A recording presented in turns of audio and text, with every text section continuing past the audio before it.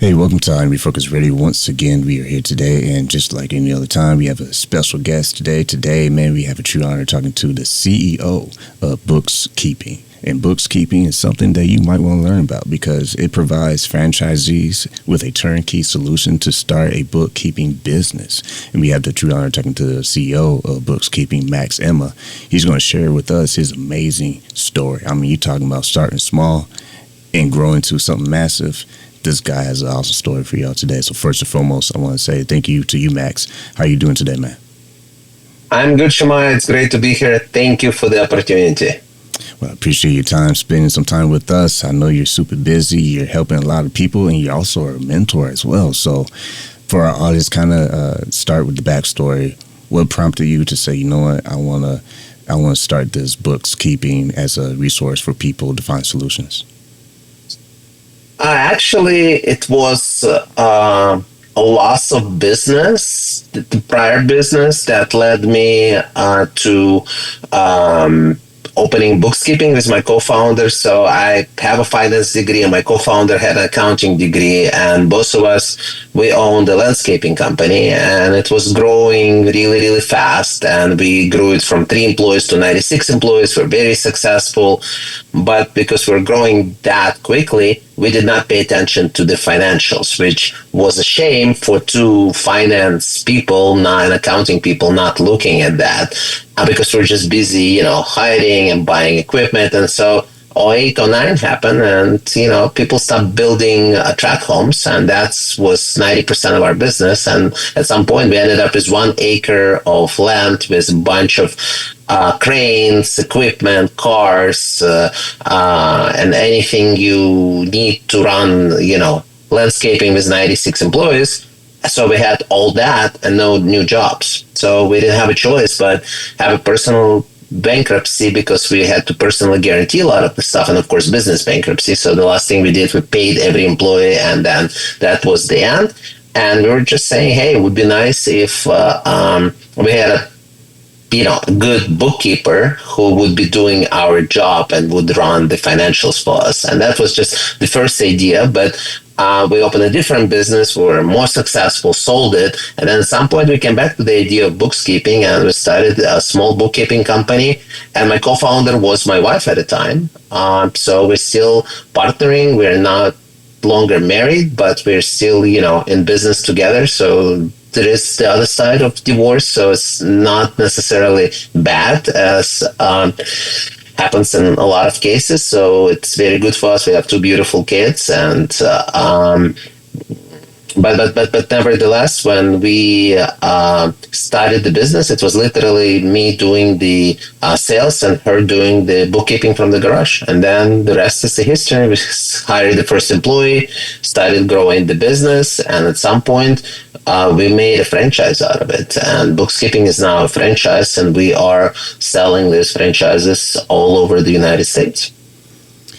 With the business model that you both have been able to develop, like you said, it wasn't easy. Most of the best businesses in the world, they have some dark times, and it's the ability to get through those times and learn from those periods. When you look back and you look at the learning curve, what helped you to enable a proven system that is giving a solution to a lot of people? Was some of the things that you learned from the failure of previous times that has allowed you to use that as opportunity to supercharge the opportunity you have right now with BooxKeeping?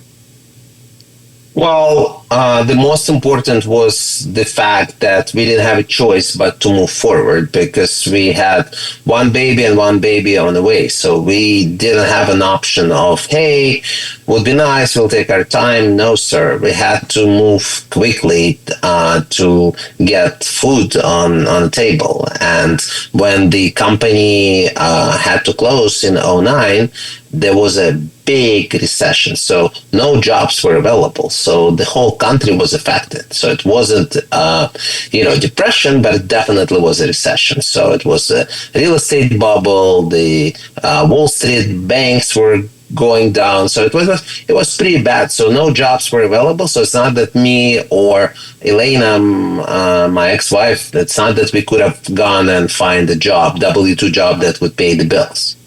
If the jobs would be available, that's probably what we would have done and would not give it another try, and we would not be here today talking. But luckily for us, we didn't have a choice. So the biggest learning was like, hey, sometimes you don't have a choice. You have to move forward. So, and the second one, there is a light at the end of the tunnel. If you believe in what you do and you're willing to go through the challenges, because owning your business, I can tell you right now, I mean, I'm sure you know that, there are challenges. You're the last person in the company who gets paid. If you are the CEO, the owner of the company, you pay everybody else, you pay the vendors, and then if you're lucky, you get paid at the end of the month. When you look at the operational readiness of BooxKeeping and the ability to scale, kind of touch on that for the audience, especially those who may be interested in learning more about the franchise opportunity with the brand. Look, what the beauty of franchise, we got into franchising by accident because BooxKeeping just started doing bookkeeping for one small franchise. We got one client, a franchisee, a second one, and before we know, we got more and more into that, and I fell in love with the franchising model because franchising, it's actually a proven instrument to help people to own their own business. Doesn't matter if it's bookkeeping or it's a pizza shop. You can be the best cook, but if you don't know how to scale your business, it's one thing to cook, one large pizza for your family for dinner, another thing to do 100 of them an hour, different ones, and make sure they all come out perfect. And you know what ingredients to buy, what to put, how to manage all the employees, and that's what franchising is doing. So that's why now, BooxKeeping is actually a preferred bookkeeping provider for over 100 franchise brands in the United States. And that led us to decide to franchise the bookkeeping concept. So now the two businesses that I'm a CEO of is one, we do bookkeeping for franchises. Another one, we actually, bookkeeping franchise. Once again, you're listening to Refocused Radio, talking to our special guest, Max, Emma CEO of BooxKeeping. Go to his website, bookskeeping.com. When you look at how BooxKeeping, it provides not only some kind of benefit, but some amazing benefits, including IT support, marketing, and also CPA. What are some of the things that you can discuss? So we do not provide CPA services, but we do provide unlimited communication with client CPAs. We do not offer any tax services, and that's actually done strategically because people asking me, hey, how come you're not offering it? You're leaving a lot of money on the table. And I always say, you know what? I want to be good in our own sandbox. I mean, what we do, you can't be good at everything, and there are a lot of companies that offer everything, but you have to have different talent. You have to know the laws of all states and the federal, and it's just completely different business model. So like, no, bookkeeping in California is the same as bookkeeping in Wisconsin. There is no difference. Okay, debit is always on the left, credit is always on the right, but tax laws not only different, and most of the states, they're also changing on an annual basis. So you have to, keep track of what's going on, continuous education, so on and so forth, which is a great model. It's just not what we do. So I just wanted to mention that. But look, we in our business, we made so many mistakes, and that's how you learn. That's how you become bigger. That's how you become stronger. You making mistakes, you learning from them, and then you move on. Like, I don't believe anybody becomes successful without making the mistakes. So the value that we give to our franchisees, we actually tell them not only how to do certain things, but we also tell them what not to do. And something they can figure it out opening their own bookkeeping business, but how long is it going to take? I mean, you can open your own pizza shop and you'll be successful eventually. You just burn a lot of pies before you figure out the right recipe and learn everything, and eventually you're going to be great at it. But the question is how long it's going to take you to get there. And what is the opportunity cost? If somebody tells you that from day one, you can become successful way faster, and you can start making money and become cash flow positive way sooner than if you try to figure it out on your own. So that's the beauty of franchising in my. And I appreciate you giving clarity on the CPA point. My next question will be being able to expand the franchise beyond the United States. Kind of touch on what was the process like for you to go international, and what were some maybe challenges that you had to overcome? So we are only selling bookkeeping franchises in the United States. However, we do have international offices. So I have an office in Europe. We have office in Philippines, where everybody who works there are bookkeeping employees. They just happen to be living and working outside of the United States. Of course, we have US based employees as well.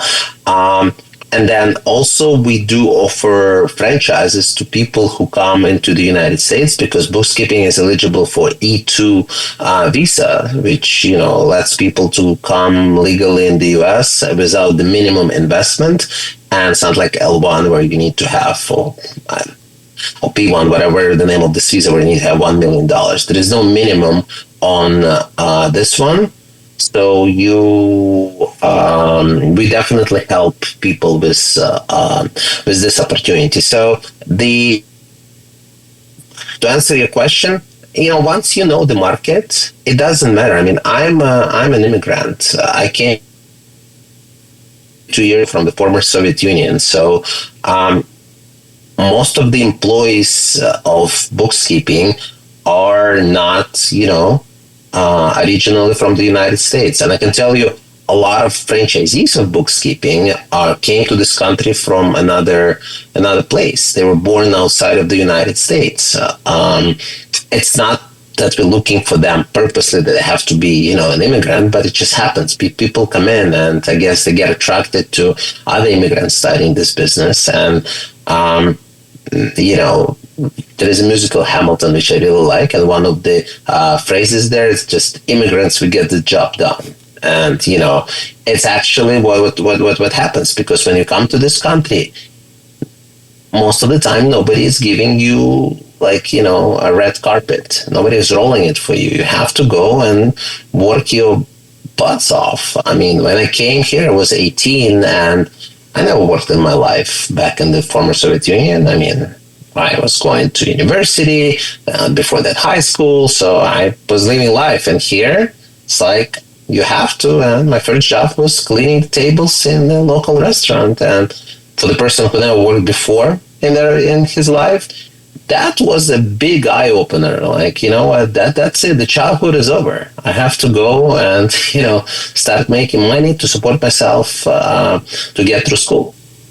Once again, you listen to Refocused Radio and watching us online, talking to the CEO of BooxKeeping, Max Emma. With those strengths that you be able to obtain in your own store, being able to see those sections of life where it's like, wow, this is a wake-up call, but you've been able to grow your business still, and not just grow your business, but help others, especially franchisees. When you look at the ability of the potential of bookkeeping versus other firms, what are some things that you believe stand out when it comes to customer service and also the technology behind it? So customer service, I always tell my business development employees, don't say that we are the best in customer service, we get you stuff on time, because, everybody's saying that. And if you're not at least trying to do that, then my question is, why are you in business? So I'm not going to sit here and tell you that we are the best and we mess up. I mean, look, we employ humans, and humans make mistakes. But what I teach my staff is, own these mistakes. Okay. So if you made a mistake, just say, hey, I'm sorry, I messed up.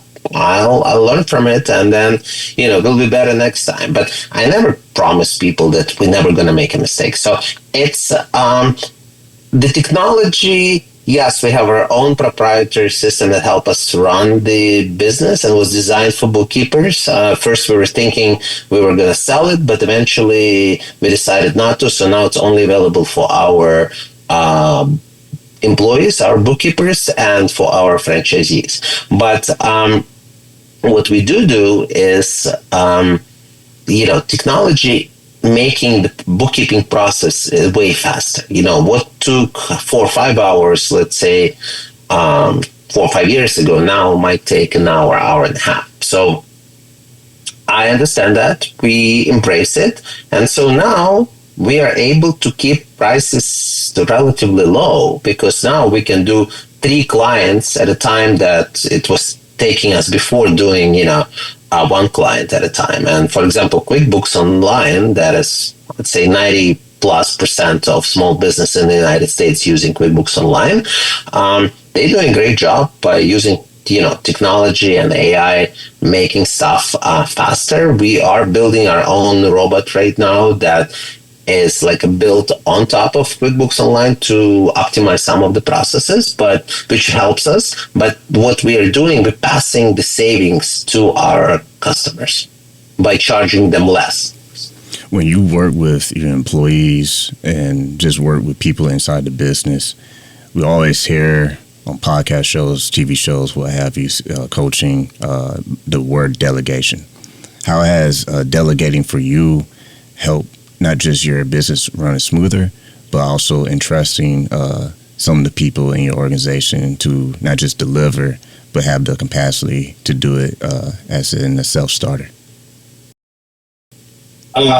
Look, I was a micromanager all my life. That was one of the biggest problems I had to work on myself. It just stopped micromanaging, start trusting people and delegating. So to be honest with you, if I would have started doing it sooner, I would be probably, the company would be further along now. But I'm not going to get myself into starting thinking that, what I could have, should have. That doesn't matter at this point. I learned and I appreciate it. So I can tell you that finally I hired an executive assistant maybe 2 or 3 years ago and found out that 80% of the stuff that I was doing was admin that can be done more successfully by somebody else, which opened up for me to start doing other stuff like sell franchises, coach franchisees and,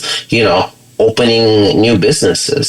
So delegation, I attribute majority of the growth of the company to delegating some stuff. And then this is the process that in my opinion you have to do all the time. You have to evaluate what you work on and see how can you get rid of 80% of what you do and concentrate on 20. And then do it again. Don't stop. Do it again. Do it again. And at some point you'll be doing maybe one thing, but do it so good that will bring value to your company. And again, for me, what happened, it just opened some free time. And now there is a third part of the business that actually we do. I own a franchise brokerage. So if somebody is not a good match for a bookkeeping franchise, because look, let's be honest, the accounting business is not for everyone. If you hate numbers, even though you can hire employees and you should hire employees to do the work, and bookkeeping helps you to find employees who will be actually doing the bookkeeping, but you still have to like what you do. You can't be absolutely I hate numbers, but I'm going to buy bookkeeping franchise. So if I see that, I'm like, well, don't buy bookkeeping, but let me help you to choose over 600 different franchises. Find something that you're passionate about, something that, you can become successful and you're actually going to be enjoying going to work every day. And the beautiful part is that these services are absolutely free. I only get paid if somebody buys the business. The franchisor pays us commission. Okay, so if somebody ends up buying whatever it is, from pizza to insurance agency to marketing company, 600 plus, and painting company, plumbing, again, free of charge. I'll explain and sit down and help people to choose what they're looking for. But if I wouldn't start, that's back to your question. If I wouldn't start delegating, I would not have even time to think about opening another business. Once again, listen on Refocused Radio and watching us online, talking to the CEO of BooxKeeping, Max Emma. Go to his website, BooxKeeping.com. People understand that in order to be successful, one, you have to choose that you want to be. No one's going to live your life for you. You have to choose to get up every day and just apply yourself. It sounds easy. Obviously, it's not easy, but the point is that if you stay with it, then some amazing things can happen. With your personal experience as an employer and also being your own boss, our listeners and viewers, core of it is 25 years of age in their low 30s.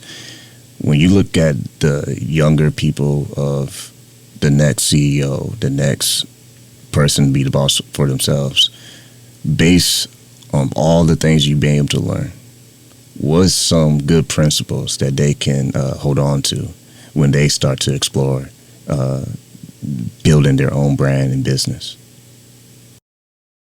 Well, one thing would be start sooner. Nobody says that you have to wait till you're 50 to start your business, and I'm 50. That's why I can say this age. You can put any number into that, but start sooner. I mean, I've seen some successful 18 years old who are starting their business, and actually, yes, they're gonna learn, they're gonna make mistakes, but they're gonna make these mistakes way earlier. Okay, and then so that gives them, better return on their investment. It's like they say, if you want to invest into a retirement fund, start when you were 18 or 20. And then versus starting even at the age of 40, it'll be completely different amounts in your account. So it's so that's my advice. Number one, start sooner. There are a lot of opportunities available, whether you open your own business or go into family business that you can grow, or buy a franchise.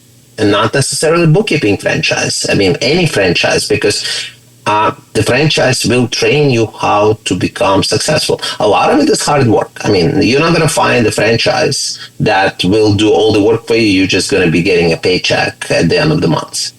If such business exists, please let me know. I'll go buy 3 of them today. But it's not. It's not available. You have to work hard, but that's the beauty of it. It's like when you work hard and there are other people alongside with you who are in the same process, so you can ask their advice. You also have a franchisor to consult. That's beauty of owning your own business and being in a franchising business. So I started earlier, and second, ask for advice. When you're not sure, ask people around you, somebody who is more experienced, somebody who is not necessarily older, but sometimes the experience comes with age. So just somebody who's been there, done that. But that's my advice number 2. Ask people around you for an advice. But my advice number 3, make your own decision. If somebody tells you that this is the way to do it and there's absolutely no other way, don't take it for granted, because they might not know, they might not see the world from your eyes, and maybe you can miss this opportunity. Like I always remember when me and Elena came up with the name BooxKeeping, we were specifically told by an attorney that, hey, you're not going to get this trademark, because no way that the government will allow you to trademark the word bookkeeping, because you're only changing one letter. And we're like, okay, thank you. And instead of listening to this guy, we still gave it a try. And we got an approval from first try with the United States Patent and Trademark office. So they did not have any objections. If I would have listened to this guy, that's it. I mean, but it would be called, Max's Bookkeeping or something like that. But, just do it. I mean, what is the risk? The worst can happen. They could have said no, and they did it. Once again, been listening on Refocused Radio and watching us online, talking to our special guest today, Max Emma, CEO of BooxKeeping. Go to his website, bookskeeping.com. Last thing I want to ask you before we sign off is, for those who are in position to do business with you and they want to explore more resources that you have to answer some questions and eventually see if they'd be a good fit to work with you, what's the best way they can contact you or your team? Actually, I was thinking about it, Shamaya. That was my challenge. Like, how do I send people to one website to another website? And then recently, we just came up with the website called franchisewithmax.com. It's very easy, franchisewithmax.com. And when somebody goes on this website, they can choose, do they want to buy bookkeeping franchise? Are they interested in bookkeeping for their existing business? Or they want to talk to my brokerage arm. And again, I have teams in all three businesses, but eventually in all three businesses, they will get to me. So I just need to know what we're going to be talking about. I'm readily available for all of my franchisees, to all of our clients, obviously to all of our employees, to all the candidates come through me several times, and they have access to me at any time in the process. But again, I'm delegating. I do have teams in every business. So franchisewithmax.com would be the best way to get a hold of me. And, I would love to talk to anybody. And look, if I can just help somebody with an advice, even if you don't buy anything from me and I don't make a penny on it, fine, because I do believe in karma. And if I can help good people to become successful, that's actually a great thing. Once again, been listening, watching us online, talking to our special guest, Max Emma, CEO of BooxKeeping. Go to his website, bookskeeping.com, and all the other links will also be in the description. Like always, sir, I want to say to you, thank you for your time. Thank you very much for the opportunity.